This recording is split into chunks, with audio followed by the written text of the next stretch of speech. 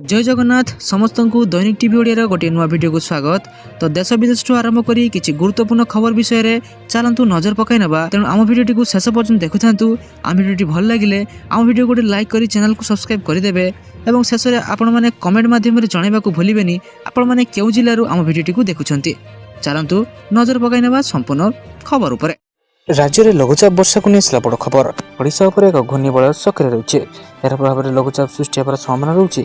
पूर्व केन्द्रीय बंगोपसागर में लघुचाप क्षेत्र सृष्टि होगा नहीं पाणीपाग विभाग पक्षर पूर्वानुमान कर आसंता 28 और 29 तारीख बेलू लघुचाप सृष्टि हो पारे। लघुचाप क्षेत्र सृष्टि होगा उत्तर पश्चिम दिग को गति कर संभावना रही। लघुचाप प्रभाव में कालबैशाखी प्रभाव रही भारतीय पाणीपाग विभाग पक्षर आकलन चलो देखिए परवर्ती अपडेट कौन रही।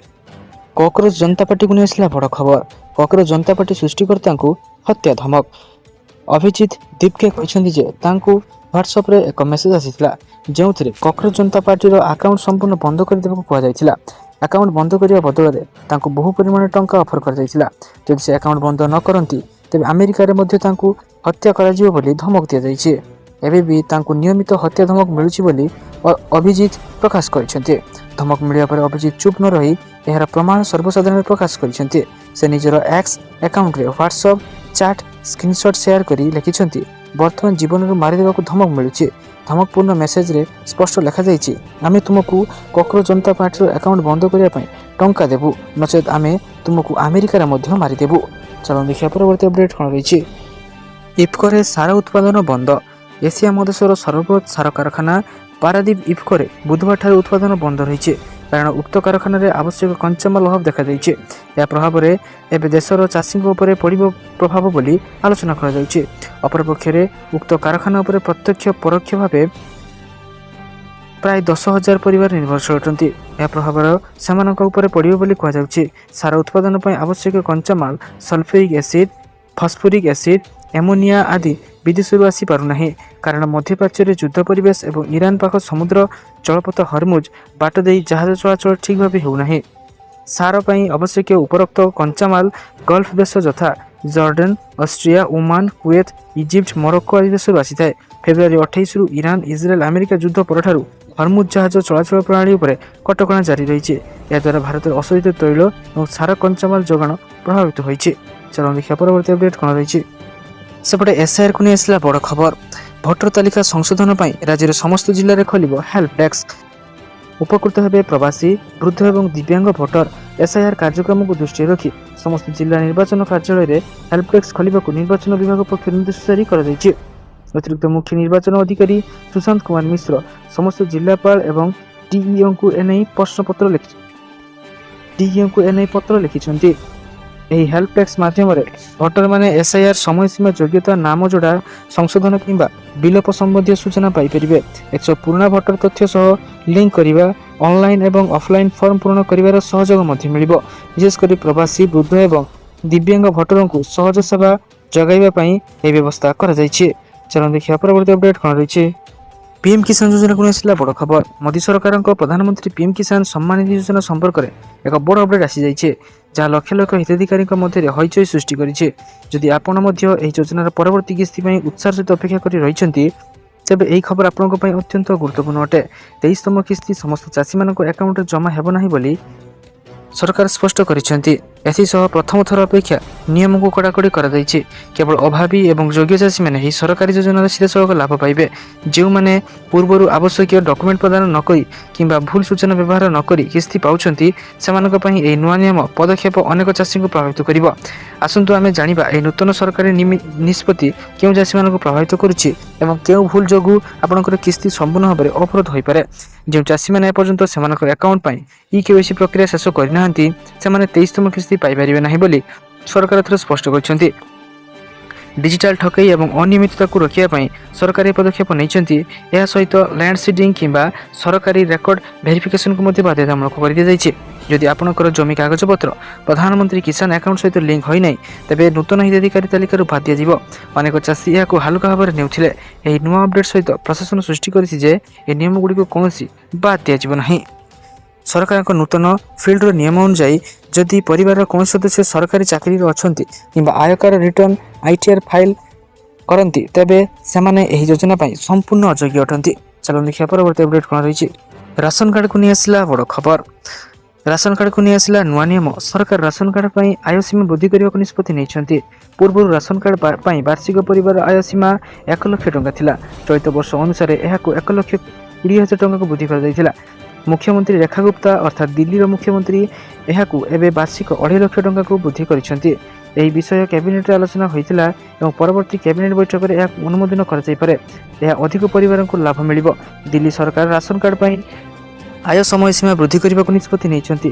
ପୂର୍ବରୁ ରାସନ କାର୍ଡ ପାଇଁ ବାର୍ଷିକ ପରିବାର ଆୟ ସୀମା 1 ଲକ୍ଷ ଟଙ୍କା ଥିଲା। ଚଳିତ ବର୍ଷ ଜାନୁଆରୀରେ ଏହାକୁ 1,20,000 ଟଙ୍କାକୁ ବୃଦ୍ଧି କରାଯାଇଥିଲା। ଦିଲ୍ଲୀ ମୁଖ୍ୟମନ୍ତ୍ରୀ ରେଖା ଗୁପ୍ତା କହିଛନ୍ତି ଯେ ଏହାକୁ ଏବେ ବାର୍ଷିକ 2.5 ଲକ୍ଷ ଟଙ୍କାକୁ ବୃଦ୍ଧି କରାଯିବ। ଏହି ବିଷୟରେ କ୍ୟାବିନେଟ୍ରେ ଆଲୋଚନା ହୋଇଥିଲା ଏବଂ ପରବର୍ତ୍ତୀ କ୍ୟାବିନେଟ୍ ବୈଠକରେ ଏହାକୁ ଅନୁମୋଦନ କରାଯାଇପାରେ। ଏହା ଅଧିକ ପରିବାରଙ୍କୁ ଲାଭ ଦେବ। ଦିଲ୍ଲୀ ସଚିବାଳୟରେ ଆୟୋଜିତ ଏକ ସାମ୍ବାଦିକ ସମ୍ମିଳନୀରେ ସେ କହିଛନ୍ତି ଯେ 13 ବର୍ଷ ଧରି ଦିଲ୍ଲୀରେ କୌଣସି ନୂତନ ରାସନ କାର୍ଡ ଜାରି କରାଯାଇ ନାହିଁ।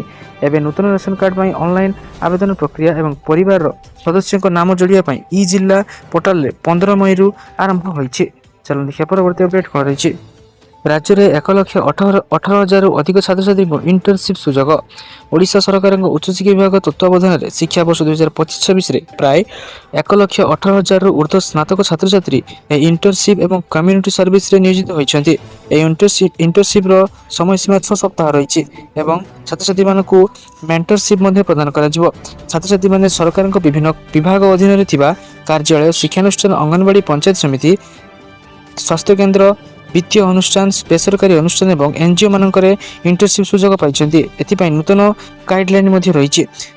ଛାତ୍ରଛାତ୍ରୀଙ୍କ ଉପସ୍ଥାନ, ପ୍ରକଳ୍ପ ଉପସ୍ଥାନ, ସାପ୍ତାହିକ ରିପୋର୍ଟ ଏବଂ କାର୍ଯ୍ୟଦକ୍ଷତା ଉପରେ ସେମାନଙ୍କର କ୍ରେଡିଟ୍ ପ୍ରଦାନ କରାଯିବ।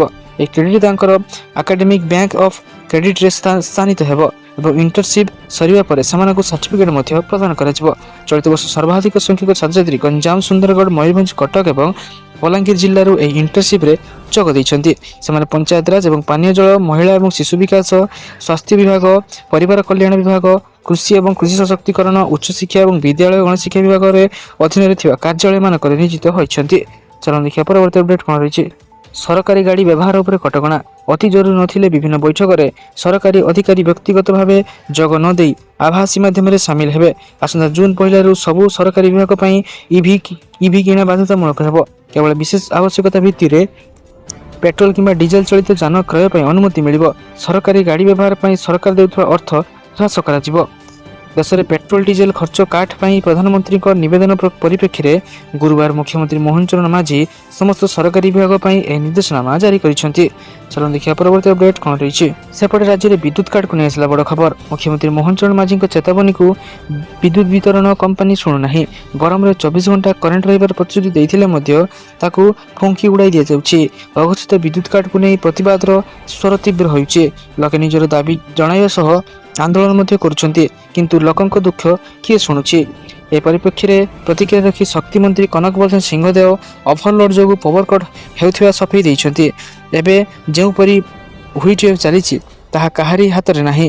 ପିକ୍ ହିଟ୍ ସମୟରେ ଅଧିକ ଡିମାଣ୍ଡ ରହୁଛି, ଏସି ବ୍ୟବହାର ବଢ଼ିଯାଉଛି, ଫଳରେ ଟ୍ରାନ୍ସଫର୍ମର ବର୍ନ ଆଉଟ୍ ହେଉଛି ବୋଲି କହିଛନ୍ତି ଶକ୍ତିମନ୍ତ୍ରୀ। ଶୀଘ୍ର ରିଷ୍ଟୋର କରିବା ପାଇଁ ବ୍ୟବସ୍ଥା କରାଯାଉଥିବା ମଧ୍ୟ ସେ ଦର୍ଶାଇଛନ୍ତି। ଚାଲନ୍ତୁ ଦେଖିବା ପରବର୍ତ୍ତୀ ଅପଡେଟ୍ କ'ଣ ରହିଛି। ଆସନ୍ତା 16 ଜୁଲାଇରେ ବିଶ୍ୱ ପ୍ରସିଦ୍ଧ ରଥଯାତ୍ରା। ସେଥିପାଇଁ ବୈଠକରେ ସ୍ନାନଯାତ୍ରାଠାରୁ ଆରମ୍ଭ କରି ନୀଳାଦ୍ରି ବିଜେ ପର୍ଯ୍ୟନ୍ତ ସମସ୍ତ ପର୍ବପର୍ବାଣୀ ଏବଂ ନୀତିକାନ୍ତି ଶୃଙ୍ଖଳାର ସହ ଏବଂ ସୁଚାରୁ ରୂପେ ସମ୍ପନ୍ନ କରିବା ଉପରେ ଆଲୋଚନା କରାଯାଉଛି।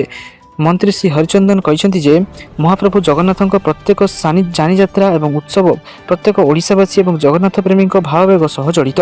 ଏହାକୁ ଦୃଷ୍ଟିରେ ରଖି ଚଳିତ ବର୍ଷ ହେବାକୁ ଥିବା ସ୍ନାନଯାତ୍ରା, ରଥଯାତ୍ରା, ଆଡ଼ପ ମଣ୍ଡପ ବିଜେ, ବଡ଼ଯାତ୍ରା, ସୁନାବେଶ, ଅଧରପଣା ଏବଂ ନୀଳାଦ୍ରି ବିଜେ ପର୍ଯ୍ୟନ୍ତ ସମସ୍ତ ଉତ୍ସବର ଶୃଙ୍ଖଳିତ ଆୟୋଜନ ଆମ ସମସ୍ତଙ୍କ ପାଇଁ ଆହ୍ୱାନ। ଏଥିପାଇଁ ରାଜ୍ୟ ସରକାରଙ୍କ ପ୍ରତ୍ୟେକ ବିଭାଗ, ଜିଲ୍ଲା ପ୍ରଶାସନ, ପୋଲିସ ପ୍ରଶାସନ ଏବଂ ଦୈତାପତି ନିଯୋଗଠାରୁ ଆରମ୍ଭ କରି ସମସ୍ତ ସେବାୟତ ନିଯୋଗ ଏବଂ ରାଜ୍ୟବାସୀଙ୍କ ଏକାନ୍ତ ସହଯୋଗର ଆବଶ୍ୟକତା ରହିଛି। ସମସ୍ତଙ୍କ ସହଯୋଗରେ ଚଳିତ ରଥଯାତ୍ରା ଏବଂ ଅନ୍ୟାନ୍ୟ ଉତ୍ସବକୁ ଶୃଙ୍ଖଳିତ କରିବା ଉପରେ ଆଇନ ମନ୍ତ୍ରୀ ଶ୍ରୀ ହରିଚନ୍ଦନ ଗୁରୁତ୍ୱ ଦେଇଛନ୍ତି। ଚାଲନ୍ତୁ ଦେଖିବା ପରବର୍ତ୍ତୀ ଅପଡେଟ୍ କ'ଣ ରହିଛି। ରାସ୍ତାରେ ନମାଜ ମନା। ଉତ୍ତରାଖଣ୍ଡରେ ରାସ୍ତା ଉପରେ ନମାଜ ପଢ଼ିବା ପ୍ରସଙ୍ଗକୁ ନେଇ ମୁଖ୍ୟମନ୍ତ୍ରୀ ପୁଷ୍କର ସିଂ ଧାମୀ କଡ଼ା ଆଭିମୁଖ୍ୟ ଗ୍ରହଣ କରିଛନ୍ତି। ସାର୍ବଜନୀନ ସ୍ଥାନ ବା ରାସ୍ତାକୁ ଅବରୋଧ କରି କୌଣସି ଧାର୍ମିକ କାର୍ଯ୍ୟକଳାପ କରିବାକୁ ଅନୁମତି ଦିଆଯିବ ନାହିଁ ବୋଲି ସେ ସ୍ପଷ୍ଟ ଚେତାବନୀ ଦେଇଛନ୍ତି। ରାଜ୍ୟର ଆଇନ ଶୃଙ୍ଖଳା ପରିସ୍ଥିତି ଏବଂ ସାଧାରଣ ଜନତାଙ୍କ ସୁବିଧାକୁ ସର୍ବାଧିକ ପ୍ରାଥମିକତା ଦିଆଯିବ ବୋଲି ମୁଖ୍ୟମନ୍ତ୍ରୀ କହିଛନ୍ତି। ମୁଖ୍ୟମନ୍ତ୍ରୀ ପୁଷ୍କର ସିଂ ଧାମୀଙ୍କ ଚେତାବନୀ ଉତ୍ତରାଖଣ୍ଡ ସରକାରଙ୍କ ପକ୍ଷରୁ ଜାରି ବୟାନରେ ମୁଖ୍ୟମନ୍ତ୍ରୀ ଧାମୀ କହିଛନ୍ତି ଯେ ଦେବଭୂମି ଭାବେ ପରିଚିତ ଉତ୍ତରାଖଣ୍ଡରେ ପବିତ୍ରତା ଏବଂ ଶାନ୍ତି ବଜାୟ ରଖିବା ସରକାରଙ୍କ ମୁଖ୍ୟ କର୍ତ୍ତବ୍ୟ। ରାସ୍ତାଗୁଡ଼ିକ ଯାତାୟାତ ପାଇଁ ଉଦ୍ଦିଷ୍ଟ। ସେ ସ୍ଥାନରେ ଯଦି ଧାର୍ମିକ କାର୍ଯ୍ୟକ୍ରମ ଏବଂ ପ୍ରାର୍ଥନା କରାଯାଇ ରାସ୍ତା ଅବରୋଧ କରାଯାଏ ତେବେ ତାହାକୁ କୌଣସି ପରିସ୍ଥିତିରେ ବରଦାସ୍ତ କରାଯିବ ନାହିଁ। ଚାଲନ୍ତୁ ଦେଖିବା ପରବର୍ତ୍ତୀ ଅପଡେଟ୍ କ'ଣ ରହିଛି। ଆଉ ଖୋଲିବ ନାହିଁ ଘରୋଇ ନର୍ସିଂ କଲେଜ। ରାଜ୍ୟରେ ବଢ଼ି ବଢ଼ି ଚାଲିଛି ଘରୋଇ ନର୍ସିଂ କଲେଜ ସଂଖ୍ୟା। ଏହା ଉପରେ ସରକାର ଅଙ୍କୁଶ ଲଗାଇବାକୁ ଯାଉଛନ୍ତି। ଏଣିକି ଆଉ ନର୍ସିଂ କଲେଜ ପ୍ରତିଷ୍ଠା କରିବାକୁ ଅନୁମତି ମିଳିବ ନାହିଁ। ଘରୋଇ ANM, GNM, BSc ନର୍ସିଂ କିମ୍ବା ନର୍ସିଂ ଅନୁଷ୍ଠାନ ପ୍ରତିଷ୍ଠା କରିବା ଲାଗି ରାଜ୍ୟ ସରକାର ନୂତନ ନିୟମ ତଥା NOC ପ୍ରମାଣପତ୍ର ନ କରିବାକୁ ନିଷ୍ପତ୍ତି ନେଇଛନ୍ତି। ଏନେଇ ସ୍ୱାସ୍ଥ୍ୟ ପରିବାର କଲ୍ୟାଣ ବିଭାଗ ପକ୍ଷରୁ ଏକ ନିର୍ଦ୍ଦେଶନାମା ଜାରି କରାଯାଇଛି। ରାଜ୍ୟ ସ୍ୱାସ୍ଥ୍ୟ ସେବା ଏବଂ ନର୍ସିଂ ଶିକ୍ଷା କ୍ଷେତ୍ରରେ ଏକ ଗୁଣାତ୍ମକ ମାନ ଆଣିବା ଲାଗି ଭଳି କଠୋର ପଦକ୍ଷେପ ନେଇଛନ୍ତି ରାଜ୍ୟ ସରକାର। ସେହିପରି ଯେଉଁ ସମସ୍ତ ଘରେ ନର୍ସିଂ କଲେଜ ଖୋଲିଛି ସେସବୁର INC ଏବଂ ONMRC ଦ୍ୱାରା ପରିଚାଳିତ ନୀତି ନିୟମକୁ ଠିକ୍ ଭାବରେ ଅନୁପାଳନ କରାଯାଉଛି କି ନାହିଁ ତାକୁ ମଧ୍ୟ ଅନୁଧ୍ୟାନ କରାଯିବ ବୋଲି ଜଣାପଡ଼ିଛି। ଚାଲନ୍ତୁ ଦେଖିବା ପରବର୍ତ୍ତୀ ଅପଡେଟ୍ କ'ଣ ରହିଛି। ମହିଳାମାନଙ୍କ ପାଇଁ ବଡ଼ ଘୋଷଣା କଲେ ଶୁଭେନ୍ଦୁ ସରକାର। ମୁଖ୍ୟମନ୍ତ୍ରୀ ଶୁଭେନ୍ଦୁ ଅଧିକାରୀ ନେତୃତ୍ୱାଧୀନ ସରକାର ପଶ୍ଚିମବଙ୍ଗର ମହିଳାମାନଙ୍କୁ ଏକ ଗୁରୁତ୍ୱପୂର୍ଣ୍ଣ ଉପହାର ଦେଇଛନ୍ତି। ମାଗଣା ବସ୍ ଯାତ୍ରା। ପଶ୍ଚିମବଙ୍ଗ ବିଧାନସଭା ନିର୍ବାଚନ ସମୟରେ ଭାଜପାର ଏହା ଘୋଷଣାପତ୍ର ପରେ ଏହି ପଦକ୍ଷେପ ବିଷୟରେ ଉଲ୍ଲେଖ କରିଥିଲେ। ପରିବହନ ବିଭାଗ ଏବେ ଏହି ବିଷୟରେ ଏକ ସରକାରୀ ନିର୍ଦ୍ଦେଶ ଜାରି କରିଛି। ପଶ୍ଚିମବଙ୍ଗ ସରକାର 1 ଜୁନ୍ 2026ରୁ ରାଜ୍ୟ ପରିଚାଳିତ ବସ୍ରେ ସମସ୍ତ ମହିଳାଙ୍କ ପାଇଁ ମାଗଣା ଯାତ୍ରା ଘୋଷଣା କରିଛନ୍ତି। ମହିଳାମାନଙ୍କୁ ସେମାନଙ୍କର ଆଧାର କାର୍ଡ କିମ୍ବା EPIC ଭଳି ଡକ୍ୟୁମେଣ୍ଟ ଆଧାରରେ QR କୋଡ୍ ସକ୍ଷମ ସ୍ମାର୍ଟ କାର୍ଡ ପ୍ରଦାନ କରାଯିବ। ଏହି କାର୍ଡଗୁଡ଼ିକ ଜାରି ନ ହେବା ପର୍ଯ୍ୟନ୍ତ ମହିଳାମାନେ ଯେକୌଣସି ବୈଧ ସରକାରଙ୍କ ଦ୍ୱାରା ଜାରି ଫଟୋ ପରିଚୟ ପତ୍ର ଉପସ୍ଥାପନ କରି ଯାତ୍ରା କରିପାରିବେ। ଚାଲନ୍ତୁ ଦେଖିବା ପରବର୍ତ୍ତୀ ଅପଡେଟ୍ କ'ଣ ରହିଛି। 25ରୁ ହାଇକୋର୍ଟରେ ଗ୍ରୀଷ୍ମ ଅବକାଶ। ଓଡ଼ିଶା ହାଇକୋର୍ଟରେ ଗ୍ରୀଷ୍ମ ଅବକାଶ ଆସନ୍ତା 25 ତାରିଖରୁ ଆରମ୍ଭ ହେବାକୁ ଯାଉଛି। ଶନିବାର ଏବଂ ରବିବାର ହାଇକୋର୍ଟ ବନ୍ଦ ରହୁଥିବାରୁ ଅର୍ଥାତ୍ ଶୁକ୍ରବାର ଶେଷ କାର୍ଯ୍ୟ ଦିବସ। ଜୁନ୍ 22 ତାରିଖ ପରେ ପୁନର୍ବାର ଅଦାଲତ କାର୍ଯ୍ୟ ଆରମ୍ଭ ହେବ ବୋଲି ହାଇକୋର୍ଟ ପକ୍ଷରୁ ଜାରି ବିଜ୍ଞପ୍ତିରେ କୁହାଯାଇଛି। ହାଇକୋର୍ଟଙ୍କ ଏହି ଗ୍ରୀଷ୍ମ ଛୁଟି ସମୟରେ 8 ଦିନ ଅବକାଶକାଳୀନ ଅଦାଲତ ଚାଲିବ। ପୂର୍ବ ନିଷ୍ପତ୍ତି ଅନୁସାରେ ଅବକାଶକାଳୀନ ସମସ୍ତ ଅଦାଲତ ଭାର୍ଚୁଆଲ ମୋଡରେ କାର୍ଯ୍ୟ କରାଯିବ। ସକାଳ 11ଟାରୁ ଅପରାହ୍ନ 3ଟା ପର୍ଯ୍ୟନ୍ତ କୋର୍ଟ ବିଭିନ୍ନ ମାମଲାର ଶୁଣାଣି କରିବେ। ଚାଲନ୍ତୁ ଦେଖିବା ପରବର୍ତ୍ତୀ ଅପଡେଟ୍ କ'ଣ ରହିଛି। ଆଗୁଆ ହୋଇପାରେ ଉତ୍ତରପ୍ରଦେଶ ବିଧାନସଭା ନିର୍ବାଚନ। ନିକଟରେ 5 ରାଜ୍ୟ ପଶ୍ଚିମବଙ୍ଗ, ତାମିଲନାଡୁ, କେରଳ, ଆସାମ, ପୁଡୁଚେରୀ ବିଧାନସଭା ନିର୍ବାଚନ ଶେଷ ହୋଇଛି। ଏବେ ଫୋକସ୍ ଉତ୍ତରପ୍ରଦେଶ ଉପରେ। ରାଜନୈତିକ ମାହୋଲରେ ଚର୍ଚ୍ଚା ହେଉଛି ଯେ ଉତ୍ତରପ୍ରଦେଶରେ ଆଗୁଆ ନିର୍ବାଚନ ହୋଇପାରେ। ଉତ୍ତରପ୍ରଦେଶରେ ବର୍ତ୍ତମାନର ସରକାର 2022 ମାର୍ଚ୍ଚରେ ଶପଥ ନେଇଥିଲା। ଯୋଗୀ ଆଦିତ୍ୟନାଥ ଦ୍ୱିତୀୟ ଥର ମୁଖ୍ୟମନ୍ତ୍ରୀ ଭାବେ ଶପଥ ନେବା ପରେ ଅଷ୍ଟାଦଶ ବିଧାନସଭାର ପ୍ରଥମ ଅଧିବେଶନ 2022 ମେ 23ରେ ହୋଇଥିବାରୁ ଗୃହର କାର୍ଯ୍ୟକାଳ 2027 ମେ 22 ପୂର୍ବରୁ ଶେଷ ହେଉଛି। ଏହା ପୂର୍ବରୁ 2027 ମାର୍ଚ୍ଚରେ ଉତ୍ତରପ୍ରଦେଶ ବିଧାନସଭା ନିର୍ବାଚନ ହେବା ବୋଲି କୁହାଯାଉଛି। କିନ୍ତୁ ଏବେ ରାଜନୈତିକ ମାହୋଲରେ ଚର୍ଚ୍ଚା ହେଉଛି ଯେ ଉତ୍ତରପ୍ରଦେଶ ବିଧାନସଭା ନିର୍ବାଚନ ମାର୍ଚ୍ଚ ବଦଳରେ ଜାନୁଆରୀରେ ଶେଷ ଭାଗକୁ ହୋଇପାରେ। ସାରାଦିନ ଉପରେ ବଛା ଏବଂ ଗୁରୁତ୍ୱପୂର୍ଣ୍ଣ ଖବର ଜାଣିବା ପାଇଁ ଆମ ଚ୍ୟାନେଲକୁ ସବସ୍କ୍ରାଇବ୍ ରଖନ୍ତୁ ଏବଂ ଆମ ଭିଡ଼ିଓକୁ ଲାଇକ୍ କରିଦିଅନ୍ତୁ। ଧନ୍ୟବାଦ।